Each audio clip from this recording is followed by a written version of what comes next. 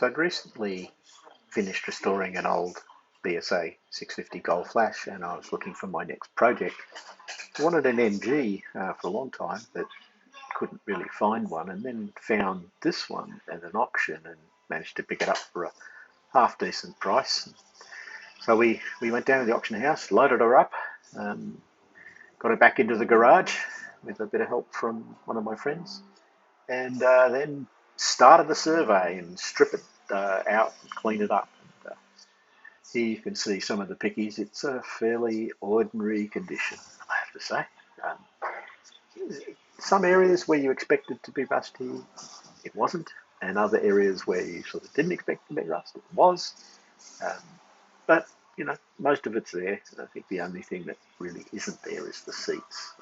All of this rust in panels and things that you can see is fairly typical MGB.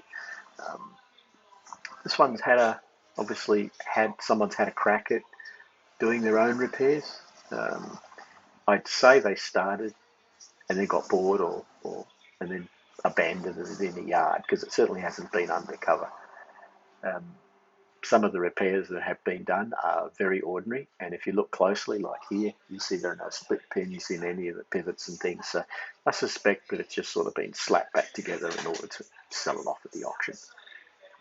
Nevertheless, it's a good project, and it should keep me busy for a year or so, especially doing some of the welding and things. But we have an excellent parts supplier that supplies most of the Moss catalogue, and they happen to be sort of like 2 or 3 kilometres down the road. So very convenient, very knowledgeable, and very friendly people. So I expect that they'll probably wear a path between our place and their place, buying bits and pieces.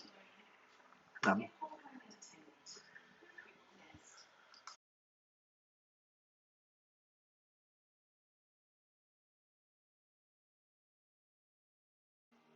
I spent the first few days just stripping it out, cleaned out all the garbage, vacuumed it out, removed the dash, pulled out all the wiring, pulled out all the wiring looms, got all the doors off, bonnets and boots, prepared the engine and gearbox for removal, and generally set about tearing the thing apart.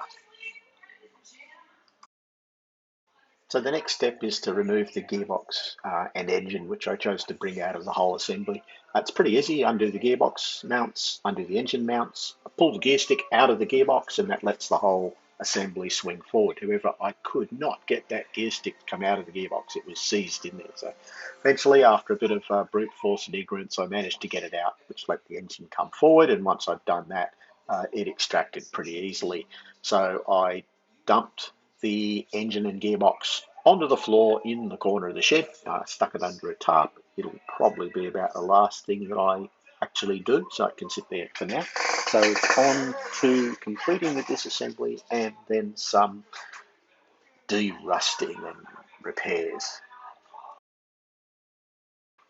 So then we proceeded to strip the rest of the car. But I decided then that I needed to build some sort of trolley or support that I could put the body onto and allow me to remove all the running gear and still be able to move the thing around the workshop. So I built this little frame assembly that goes underneath and supports it, that would then allow me to remove the differential and front sub-assembly. So having built that, I then proceeded to pull out some more ancillary items and clear it up, and then I started on the differential. Dropped it out fairly easily. The thing weighs an absolute ton, so it really squashed me. And then I decided I'd drop the whole front end out as a complete sub-assembly. So you can see here that I basically lift the body up and pull the sub-assembly up from underneath it. Had a little bit of a squeeze getting it off the trolley there, but it all came out eventually and wasn't too bad.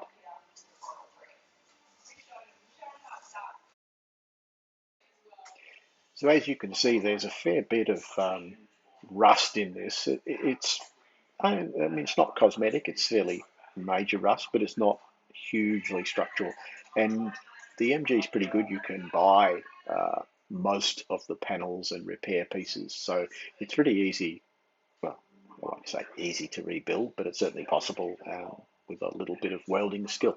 So I've decided that what I'm going to do with this, I'm sending it to a place where it's dipped and basically the rust is dissolved away. So it'll come back from there with no rust. And the beauty of that process is that it gets in behind all the double panels and into all the nooks and hidden areas that are otherwise hard to do. You can get it sandblasted, which pulls out the rust quite effectively where it can get to, but it can't get in behind double panels and things like that. So it needs to be fully stripped. I'll pull out all the bits that don't need to be on it. It'll be just a body shell, and then sometime next week we'll take it down to the dipping place where they will strip the paint off, pull out the sealer, and then they'll bath it in whatever they bath it in that removes all the rust. Stay tuned for the next episode.